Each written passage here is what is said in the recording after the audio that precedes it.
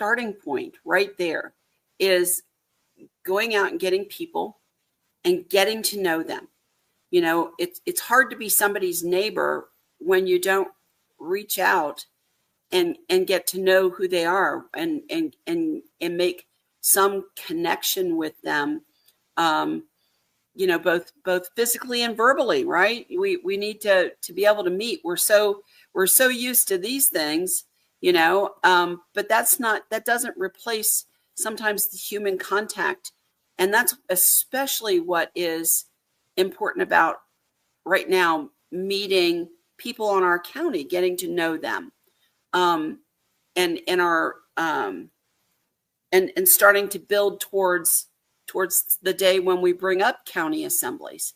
So the first step is getting to know our people, getting to know who they are, their skills, their interests, and beginning to really develop relationships.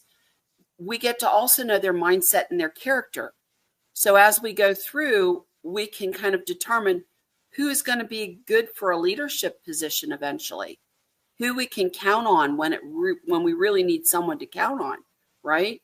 Who's honest, who says who does what they say and says what they're going to do, and does it.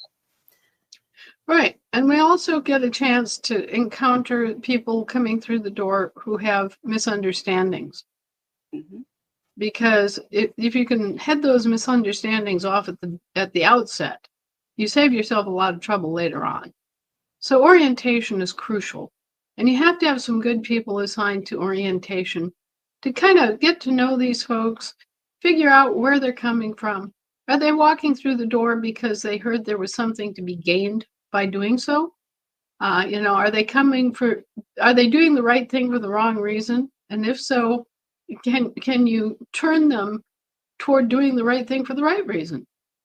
Can you get them thinking in a different way about how we are all together in this endeavor and how its success is crucial for everybody.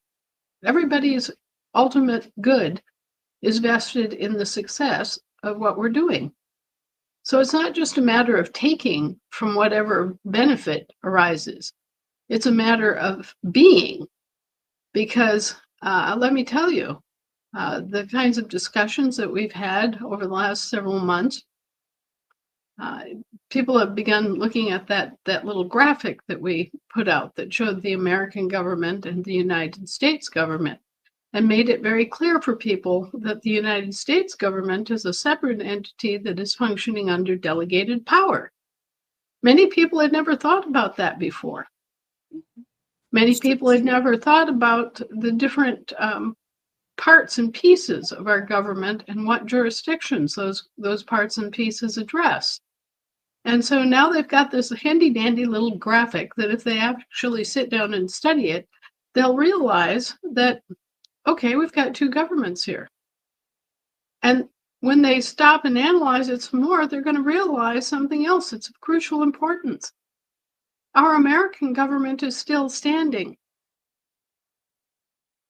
Correct. And once you add in this other little piece of information, that in 2021, we chartered two commercial banks, the Global Family Bank of Commerce on the sea and the Global Family Commercial Bank on the land. We have the white block, the air jurisdiction government, accessible also. So we have the full suite. Through our own efforts and building upon what our forefathers provided for us, we've been able to resurrect our soil jurisdiction, our land jurisdiction, our sea jurisdiction, and our air jurisdiction. We are viable. We have a government. We are operating in all jurisdictions. And what does the United States government have at the present moment? One federal subcontractor that's on the ropes, frankly, that is functioning in the international jurisdiction of the sea. And that's it. That's it. That's all there is. Right. That's all that's left of their government. And we are still here. We're still viable. And we're viable because what? We got busy. We made our declarations. We set up our recording systems. We got our people informed. We went out, we educated, we talked it up in our communities. We brought our assemblies together. And this is why we still have a viable government when all the other governments have failed. Correct.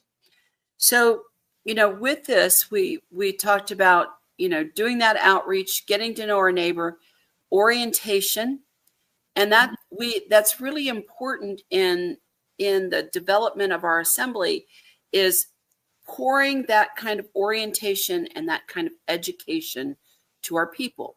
We all come in green.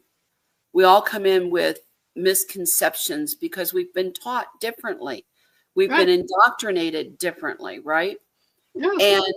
And so we have to begin to learn what the real true history is, and what the real true concepts of politics. Because frankly, after watching the federal government for our entire lifetimes fight back and forth and back and forth, and nothing getting accomplished. Oh, the Republicans are all in charge now, and they get nothing done. Ooh, the Democrats are in charge, and we go backwards. And ooh, the Republicans are in charge, and we get nothing done. So we've seen this cycle off and on and off and on all our lives, to realize that they're two wings of the same bird. And that bird's flapping around with one arm, well, with one wing, right?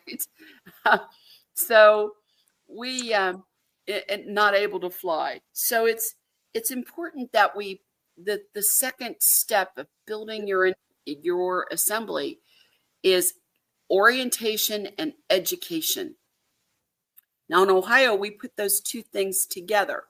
We kind of work with our education committee and the orientation committee to present evenings where we can get people firmly planted on the land. And we work those programs and keep working those programs. Eventually there'll be a 201, but we're still in the 101 course level, right? Of how to get everybody on the land, and how to get them to operate in their lawful capacities. Right. So, with that, I can't stress to the assemblies when I speak to them how important it is to throw education and opportunities for education at our people. So, for example, on Ohio, we have, starting on Sunday at noon here, we have grand jury training. On Tuesdays, we have on Mondays, we have law education training. On Tuesdays, we have a rotating eight-week course that is on all kinds of topics of the assembly. On Wednesday, we have Sovereign's Way training, and we have court and jury training, how our courts operate, how a juror operates. And then we put that into actual actions within our meetings and our assembly. It's a lot of work. It's an everyday kind of thing.